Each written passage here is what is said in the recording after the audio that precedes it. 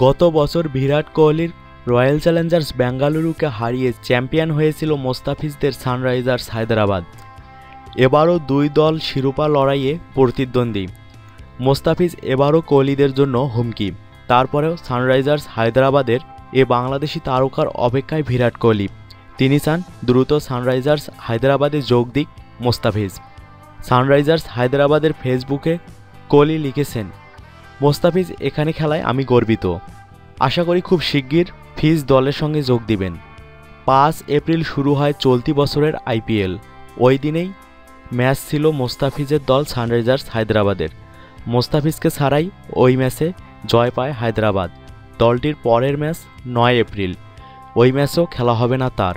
12 April তৃতীয় ম্যাচে মাঠে নামবে তার দল। বাংলাদেশি এ পেসারের জন্য অধীর আগ্রহে অপেক্ষা করছেন সানরাইজার্স হায়দ্রাবাদ। গত বছর আইপিএল শিরোপা জিতে সানরাইজার্স হায়দ্রাবাদ। তাতে বিরাট অবদান ছিল মোস্তাফিজের। 16 ম্যাচে 17 উইকেট নিয়েছেন মোস্তাফিজ।